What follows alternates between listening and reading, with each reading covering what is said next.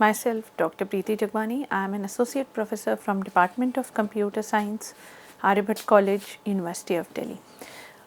So, in this series of artificial intelligence, we have taken couple of lectures which describe, in which we actually talked about the introduction to artificial intelligence, what is actually artificial intelligence, and what is the goal of this particular course.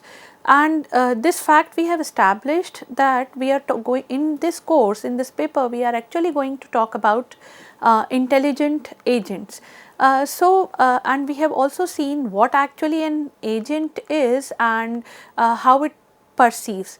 So, in today's lecture, we will take a quick recap about the agents, and then we will proceed with the rational agents concept and the intelligent agent concept, and also about the various different types of agents. So, as I have already told that this paper is going to be mostly it is dedicated to the study of agents. Agents is something that perceives its environments using sensors and acts onto that particular environment using actuators. So, for example, robot is an agent. Softwares, various softwares can also be called its agents. So, when we say environment, everything external to the agent is the environment. Environment can be physical or virtual, and because of the environment or because of the properties of environment which we are going to see in this lecture, various decisions of the agent are going to be influenced, and this environment is also affecting the complexity of the agent, or we can say complexity of the problem. So, how an agent is interacting with the environment, that we can understand with the help of the figure which is given on the screen. So, basically your agent is taking some input through sensors from the environment, and then it is going to act onto the environment with the help of actuators, which is basically we called as kind of input. So, which is basically we called as output. So, input is taken with the help of sensors, and with the help of actuators agent is going to act upon the environment. Now, after this quick recap of agent and how it reacts with the environment, let us come to the rational agent. So, rational agent, if we talk about, please remember the first lecture in which we spoke about, in which we learnt about the 4 different approaches to artificial intelligence, which were thinking humanly, acting humanly, thinking rationally, and acting rationally. So, from that we also need to look upon onto the rational agents. So, a rational agent is something who is going to choose the actions for maximizing the success. Now, how are we going to define this maximization of success? That depends on various applications. So, for example, vacuum world, which we have seen in my previous lectures, if we take that, so cleaning or clean area is going to be the maximization of success. And if we talk about the automated taxi agent, then in that situation the safety, fuel efficiency, and time duration to complete a trip, all are the parameters which are going to define success. And these rational agents are basically depending upon the percept sequence, whatever they are going to get from whatever they are going to perceive from the environment, and not only the perception from the environment, but also they depends on the whatever knowledge is available. And performance measure, as I have told you, that is going to be a very specific term because it measures how a success is evaluated, and this is very kind of task subjective. So, if we want to look into the example of that vacuum cleaner agent, so here we have 2 areas only, which is A and B. And the A and B, these 2 areas are having some dirt onto that. Now there is a vacuum cleaner who is going to take the percept in the form of location and content. So for example, the block A is dirty or the dirt is present over there, or block B is dirty, and what are the actions this vacuum cleaner agent is able to perform is either to move left or to move right, or to suck the dirt, or do nothing, which is kind of indicated with the help of no op. And a simple agent function, if we talk about, is if it is in the current the current square in which your agent is available. If that current square is dirty, then it is going to suck, otherwise it is going to move to the other square.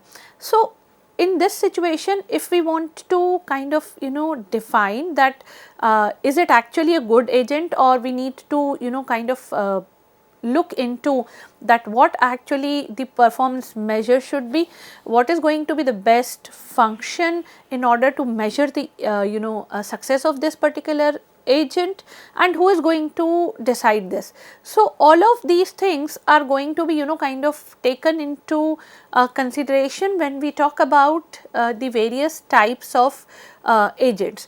But before going into various types of agents, let us move on to understanding the percept and percept sequences.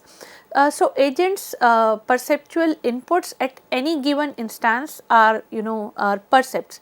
Now if there is a sequence, or we can say a complete history of everything the agent has ever perceived into that from that environment, that is known as percept sequence, and agent's choice of actions definitely depend on the entire percept sequence.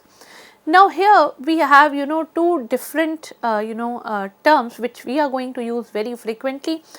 These two terms are agent function and agent program. So when I am going to say agent function, that means that can be an abstract mathematical mapping from a percept sequence to action. So we are going to define this agent function with the help of the letter F. So F is P is star, which is kind of giving A as the output. So basically that is an mathematical mapping, but yes, it is abstract, and this is mapping a percept sequence to action. And when I am talking about agent program, that means the concrete implementation of that agent function, whether it is in the form of a robot, or it is in the form of a software architecture, or it is in the form of some other robot, in the sense it could be a humanoid robot, or a mechanical part picking robot, or something of that sort. So agent program is concrete implementation of this agent function F, which actually runs on the physical architecture. So this is, or we can say my agent program is actually the agent function plus the physical architecture is going to make the whole agent program. Now rational agent we were talking about, that means which does the right thing. So how are we going to measure what actually is right? So this the measurement or the criteria to measure this right is actually given by the performance measure. So performance measure is we can say another name for the performance measure could be objective criteria for success. And what is going to be the rule behind it is we need to measure the state of the environment in order to look for, or in order to gauge the success, not the state of the agent. So we need to look onto the state of the environment, that whether the environment has actually got better as compared to the previous, or whatever benchmarks we have set, is the environment has got better. So that means it is about measuring the state of the environment, it is not about measuring the state of the agent. So in case of vacuum cleaner agent which we were talking about, the performance measure could be area cleaned, or the kind of we can say electricity consumed. So area should be clean and electricity consumed should be less. So these can be kind of we can say performance measure. Now, when we were talking about rational agents, there are two two different terms. One is rationality, as we have talked about, and another one is omniscience. So, when we talk about rationality, it is actually based on what success or what parameter of goodness is actually expected, given that what has been perceived by the agent, or given that what knowledge your agent is already having. Being or omniscience, if we talk about, is actually knowing the actual outcome, and this actual outcome can also be impossible in the real world. So, for example, omniscience, if I am talking about in terms of a taxi agent. So, in terms of an automated taxi agent, this omniscience is going to be, what is going to be the actual outcome is, this much of fuel should be spent, not more than this, then this much of time duration should be taken up in order to complete a particular trip or something of that sort. So, these omniscience or the concept of omniscience could be impossible in the real world also. And please remember that whenever we are talking about rationality, this rationality is never equals to the perfection.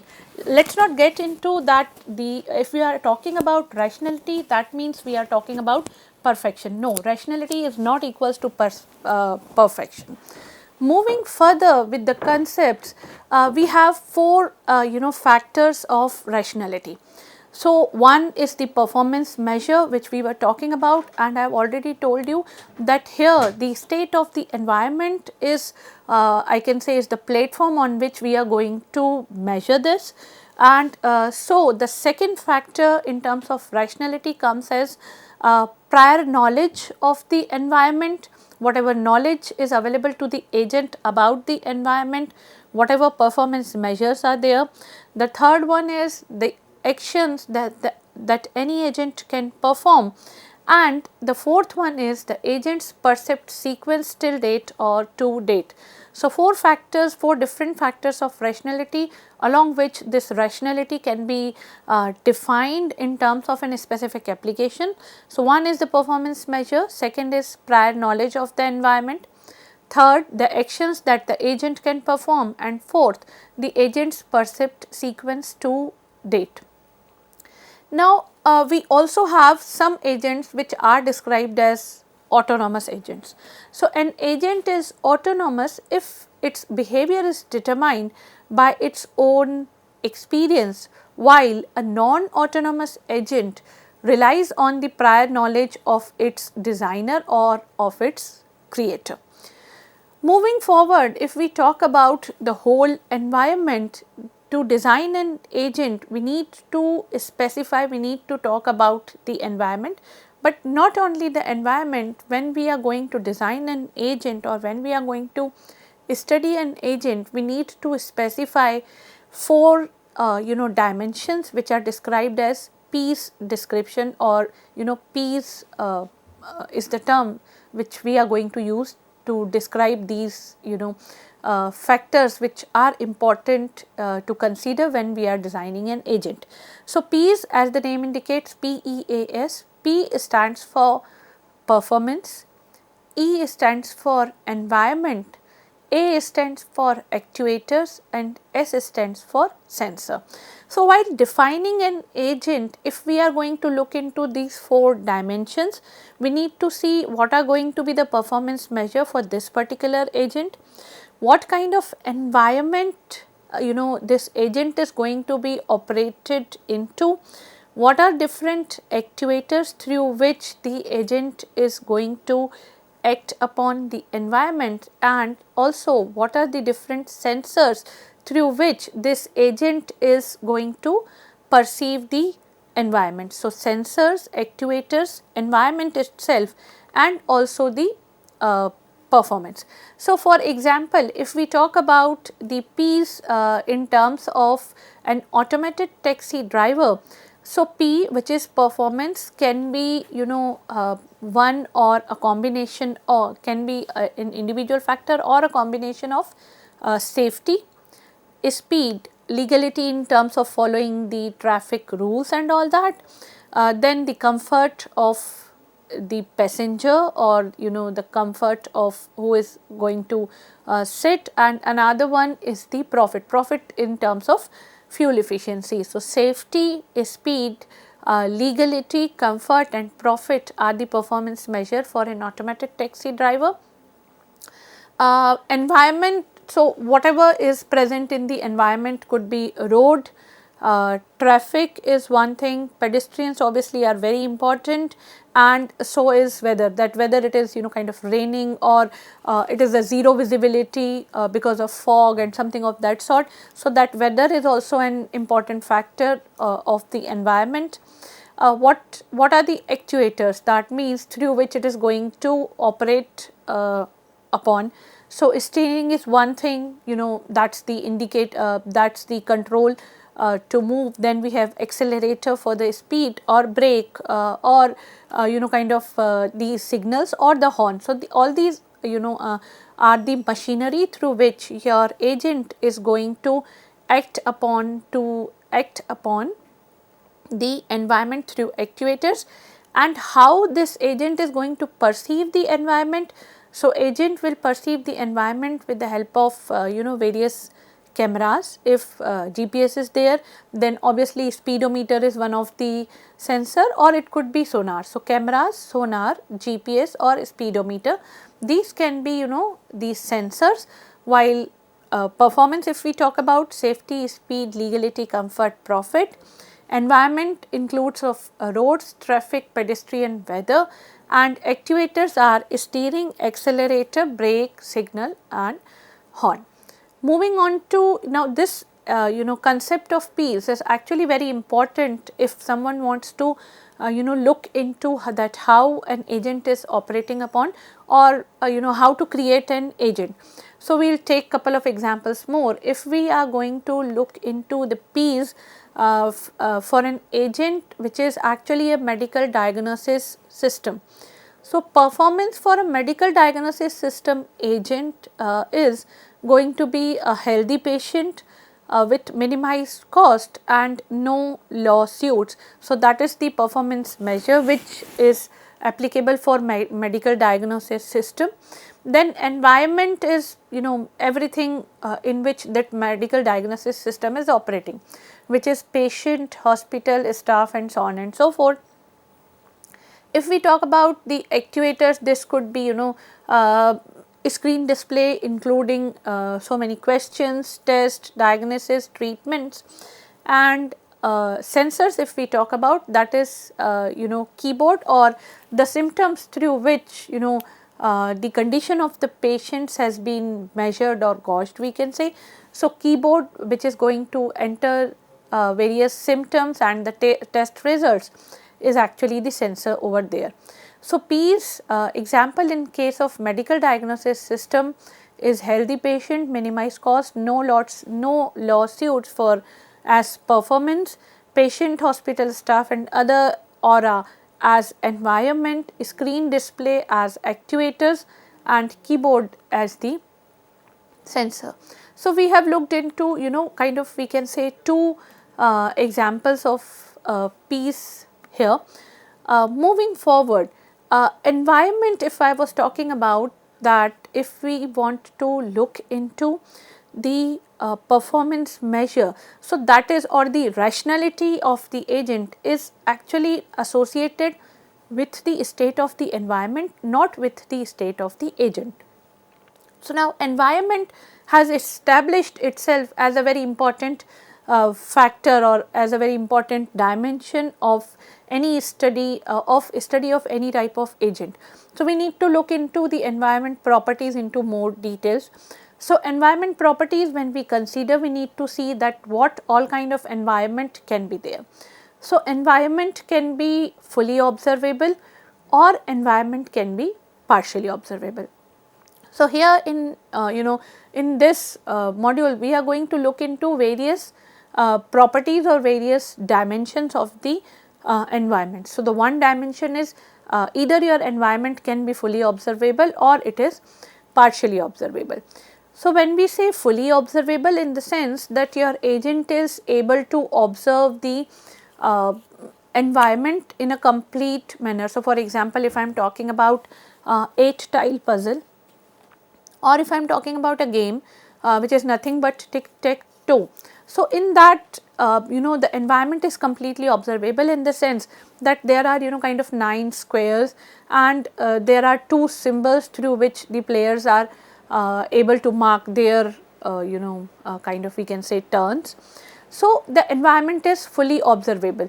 But if I am talking about poker, definitely that is not the fully observable environment, that operates in the partially observable environment, because what is going to be the next move, we agent is actually not aware of that.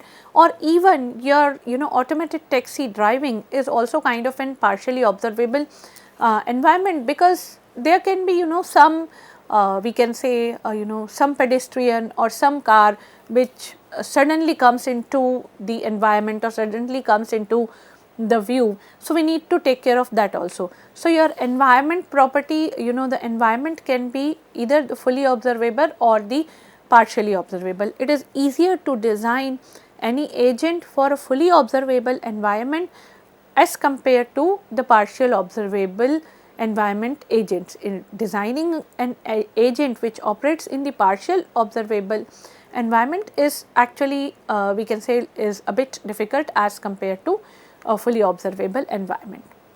Next dimension of looking into the environment is whether the environment is deterministic versus stochastic. So, deterministic in the sense the next state is completely determined by the current state and the agent's action, while stochastic is in which this cannot be done. That means, the next state cannot be determined by the current state or the agent's action. So, if the environment, we can say, is partially observable, which we have just seen, it may appears to be stochastic. Now, deterministic versus stochastic, if we look into the example. So, deterministic is your vacuum cleaner agent is operating in a completely deterministic environment, while stochastic, if we talk about, that means the next state is not determined by the current state or the agent's action. So, the best example is the automated taxi driving, in which if there is a kind of traffic light in between. So, that traffic light turning that traffic light into red or into green is also going to kind of determine the agent's next action. So, completely it cannot be determined with the help of current state and the agent's action. So, stochastic, the example for stochastic is your automated taxi driving, or if we talk about deterministic environment, your vacuum cleaning agent is operating completely in a deterministic environment. Now, your environment, considering the third dimension or the third property of the environment, your environment can be episodic or it could be sequential. So, when we say episodic, that means the current decision does not affect the future ones. That is the episodic environment. So, for example, there are various images and there is an agent who is classifying those images. So, current decision that whether this image is going to belong to class A or it is going to belong to class B, it is not going to affect the upcoming images. While if we talk about sequential environment, so sequential environment says current actions are going to affect the future states, and the best example of a sequential environment is the chess. Now, the environment can also be kind of static versus dynamic. So, static is environment does not change while the agent is thinking, while your dynamic is your environment is changing still even when the agent is thinking. It could environment could be discrete or continuous.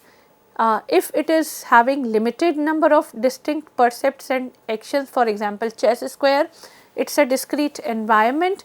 And if we talking about the continuous environment, we can take again the example of a taxi speed, or we can say pressing the steering gear on in a taxi, which actually smoothly vary the different values. So, environment could be episodic or sequential, deterministic versus stochastic, fully observable or partially observable, static versus dynamic, or discrete versus continuous. So, in this lecture we spoke about what actually the rationality is, and we try to dive into deeply into the concept of rationality.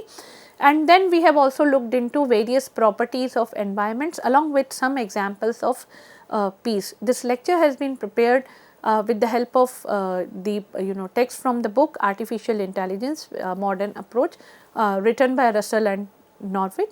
I hope you have enjoyed this one. I will see you in the next with the types of agents. Till then, take care. Goodbye.